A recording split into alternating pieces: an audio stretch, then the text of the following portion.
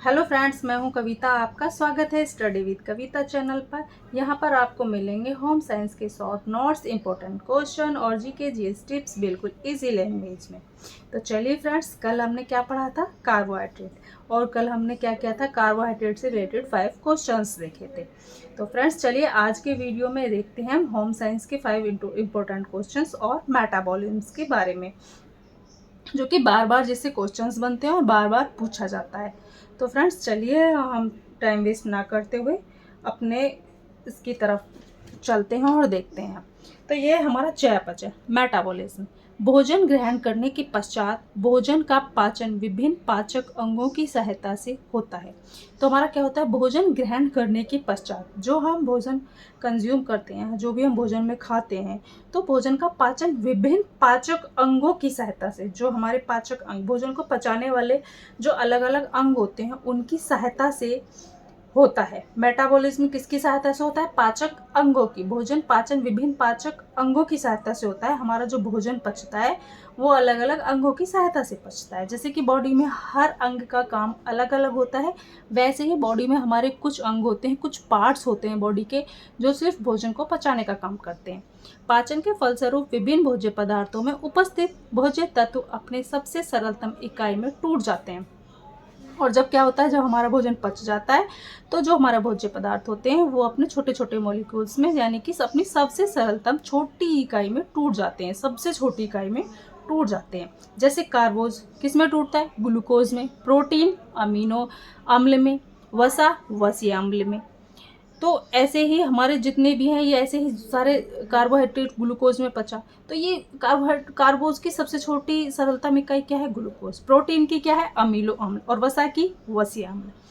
ये पाचन के बाद इनका अवशोषण रक्त तथा लसिका द्वारा होता है। तो पाचन के बाद इनका अवशोषण किसके द्वारा होता है? लसिका के द्वारा। रक्त परिसंचरण के दौरान ये पोषक तत्व शरीर के विभिन्न अंगों में पहुंचकर आवश्यकता अनुसार उन्हें पोषण प्रदान करते हैं। तो क्या होता है? जो हमारा रक्त परिसंचरण, मतलब हमारी बॉडी में जो ब्लड सर्कुलेट हो रहा है, जो हमारी बॉडी में ब्लड है, उसके दौरान, मतलब ब्लड के साथ ये चलकर जाते हैं और ब्लड के साथ चलकर शरीर के विभिन्न अंगों में पहुंचकर आवश्यकता अनुसार, मतलब जितनी हमारी बॉडी को जिस चीज़ की आवश्यकता है उनको उतना पोषण दे देते हैं। ये भोजन के पश्चात एवं अवशोषण के पश्चात होने वाली प्रक्रिया को चयापचय यानी कि मेटाबॉलिज्म कहते हैं। मतलब कि जो भोजन हमने खाया, भोजन पचने के बाद और अवशोषण के भी बाद, मतलब जो हमारा भोजन, पहले हमने भोजन खाया, फिर वो हमारा पचा, छोटे छोटे मॉलिक्यूल्स में टूटा, तो मतलब वो पच गया। फिर उससे जो हमारे ब्लड के साथ अवशोषण हुआ, मतलब ब्लड ने उसको सब पूरे अंग में, पूरी बॉडी में पहुंचा दिया। और जब वो पच गया और उसका अवशोषण भी हो गया, वही क्या है? वही मेटाबॉलिज्म है। क्या है? वही मेटाबॉलिज्म है। चयापचय के दौरान भोज्य तत्वों के टूटने के साथ साथ नए पदार्थों का भी निर्माण होता है। मतलब कि जब हमारी मेटाबॉलिज्म होता है, जब हमारी ये प्रक्रिया होती है, तो उसमें भोज्य तत्वों के टूटने के साथ साथ और भी कुछ नए काम होते हैं, और भी कुछ नए पदार्थ का निर्माण होता है। इस प्रकार चयापचय को परिभाषित किया जा सकता है: शरीर में भोज्य पदार्थों के टूटने तथा नए पदार्थ की प्रक्रिया को सम्मिलित रूप से चयापचय मेटाबॉलिज्म कह देते हैं। मतलब कि शरीर में भोज्य पदार्थ के जो टूटते हैं, उससे जो नए पदार्थ का निर्माण होता है, उसमें सम्मिलित रूप से चयापचय को ही क्या कहते हैं? मेटाबॉलिज्म या चयापचय बोलते हैं। चयापचय मेटाबॉलिज्म के दौरान 2 क्रियाएं होती हैं। कितनी क्रियाएं होती हैं? 2 क्रियाएं होती हैं। कौन कौन सी? भोज्य पदार्थ के टूटने और विभक्त होने की क्रिया, जिसके फलस्वरूप भोज्य पदार्थ अपने सबसे सरलतम रूप में टूट जाता है, उसको क्या कहते हैं? कैटाबॉलिज्म। मतलब जो सबसे पहले प्रक्रिया हुई कि वो जो हमने भोजन खाया वो अपने विभक्त हुआ, अलग अलग पार्ट्स में टूटा, और वो अपने जो सबसे सरलतम रूप में टूटता है उसको हम बोलते हैं उपचय यानी कि कैटाबॉलिज्म। और नंबर 2, शरीर में निर्माणकारी क्रियाओं जैसे मांसपेशीय तंतु का निर्माण, रक्त का बनना, ग्लाइकोजन का निर्माण आदि नए पदार्थ के बनने की प्रक्रिया हमारी एनाबॉलिज्म कहलाती है, उपचय कहलाती है। क्या कहलाती है? एनाबॉलिज्म यानी कि उपचय कहलाती है। इस प्रकार चयापचय बराबर हमारा फिर क्या हुआ? पहले हमारा चयापचय हुआ, फिर हमारा उससे क्या हुआ? उपचय यानी कि कैटाबॉलिज्म, और अपचय कैटाबॉलिज्म, उपचय एनाबॉलिज्म। दोनों क्रियाएं हुई।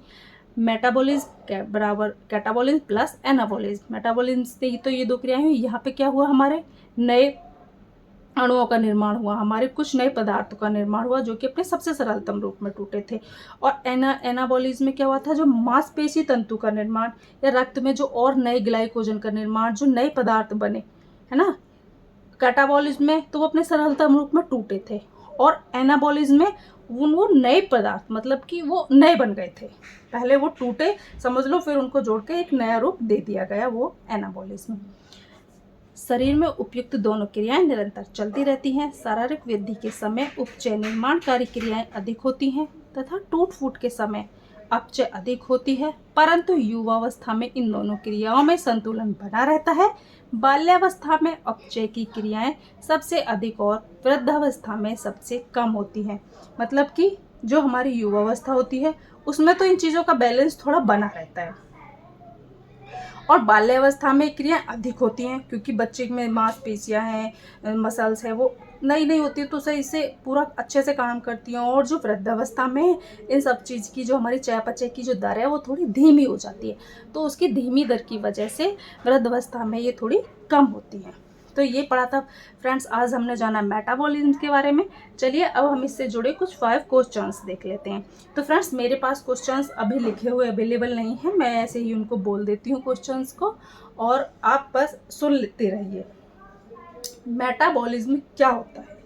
मेटाबॉलिज्म क्या होता है? मेटाबॉलिज्म शरीर में चलने वाली रासायनिक क्रियाओं का योग होता है जिसमें अणु टूटते हैं, जैसे कैटाबॉलिज्म बनते हैं और एनाबॉलिज्म। सब नंबर 2, कैटाबॉलिज्म और एनाबॉलिज्म में क्या अंतर है? कैटाबॉलिज्म और एनाबॉलिज्म में क्या अंतर है?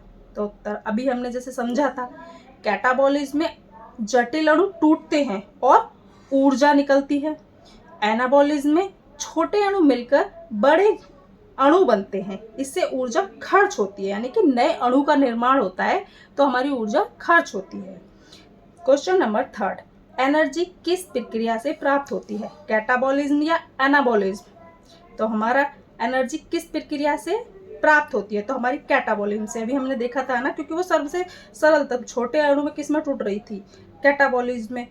एनाबॉलिज्म में तो नए अणु बन रहे थे तो हमारी एनर्जी खर्च हो रही है, तो कैटाबॉलिज्म से ऊर्जा प्राप्त होती है।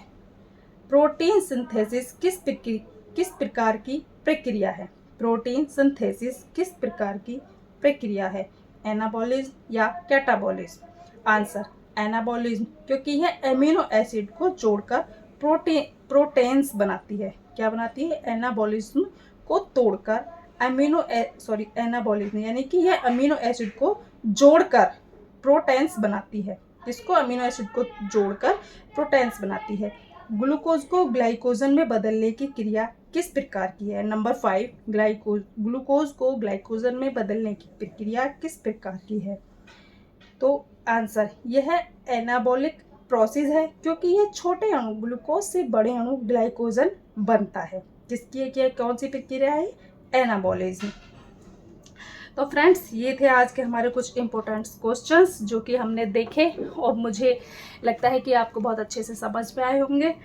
तो फ्रेंड्स अगर आपको ये वीडियो अच्छा लगा है तो प्लीज़ लाइक करें, सब्सक्राइब करें और चैनल को शेयर ज़रूर करें। और ऐसे कुछ अच्छे अच्छे टिप्स और टॉपिक जानने के लिए मुझे कमेंट बॉक्स में लिख के बताएं कि आपको ये वीडियो कैसा लगा और आपको अगला वीडियो किस टॉपिक पर चाहिए। Thank you friends.